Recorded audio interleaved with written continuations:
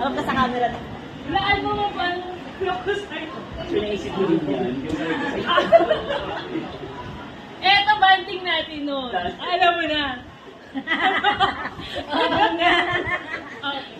Thank you, Ning. Sana mo. Love you, love you. Next, Pwede na Ma'am na Marika. Si Jean, wow. Ma'am, dahil mag-stay ka na sa bahay, chinelas pang bahay.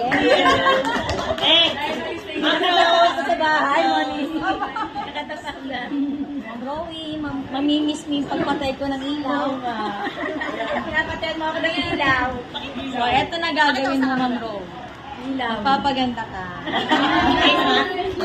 Thank you, Rosalia. Next. Doc. Ay, surprise to. Mukhang bomba yan ah. Naku, mga mirabol. Pag masakit yung likod mo, Pag sumakit ko ng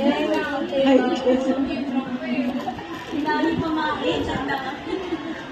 Next are Eugene. Ako wala po. Yan over. Minsan po pag tinatamad kayo magbembang, matulog na lang po kayo. Next are Ray. Ito na po yung alkansya namin inipon. Kasi alam namin na sa bahay ka na lang. So, naisip kami ni Jen. Uy, dito! Dito ko gusto eh. Ano ba pwede namin ibigay kay Ma'am Cabales? Kasi sabi nga ni siya nakaraan, Sir, ano ba ibibigay ko? Kasi nasa kanya na lahat. Hindi, may kulang pa rin siya. So, sa bahay ka na lang. So, ang gagawin mo pag nasa bahay ka, so magluto ka. So, may bahay. Kompleto ko yan. May sibuyas. May magic sarap. Paminta, paminta. Yan, so may lasa na po yan. Tapos, Sa adobo. nakaupo po kayo ng mister mo, ayan. So, may kape po dito. No sugar po ito, ma'am. Ayan, yan, safe. Ayan, so, congratulations po ulit.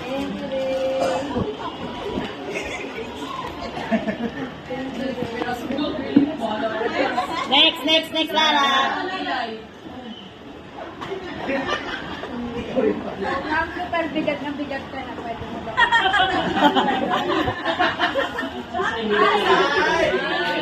Ilagay mo, magsama na.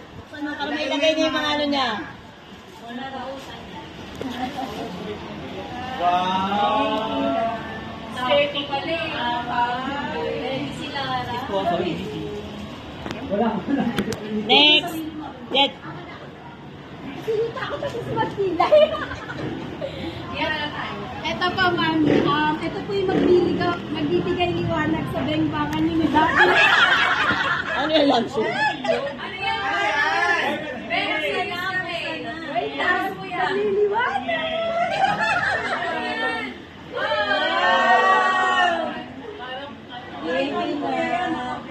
Wait lang, pakot yung power bank. Hindi sa akin. Next. Mga Vanes. Saramil. Okay lang.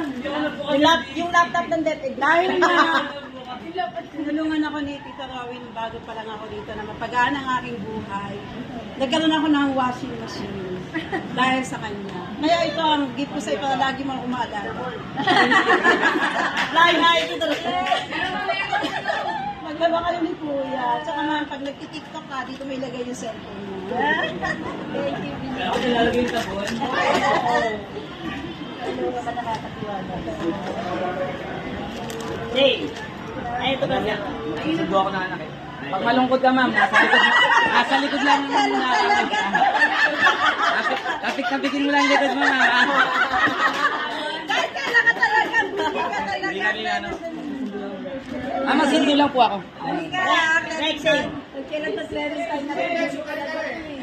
Siyempre, bago ka makipagbembangan, magpapaganda ka.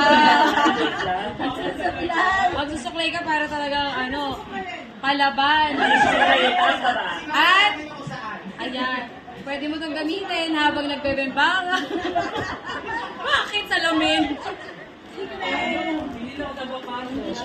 Naromi pag nami-miss mo o magklase yung klase ko. Next. Ma'am Heidi. Heidi.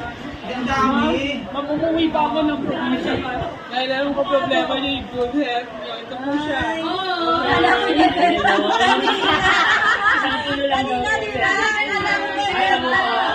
Ang laki, ang laki. 150 lang daw yan. 150. 200. Baka nakibenta mo. 350 yan.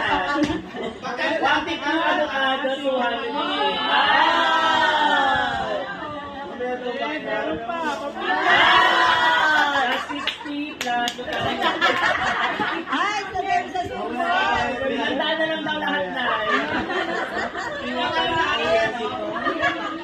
800 yan. 500 na lang. Sa dahil bangbangan ng usapan, sabi, bago magbangbangan, nagpapababuhan si nanay para mga ilang rounds. At nag-realize ko may bunso na talaga. Si Julian, hindi na ikaw ang bunso. Eto po na. Next, apple. Thank you. Kung sabihin pambimbangan din yan.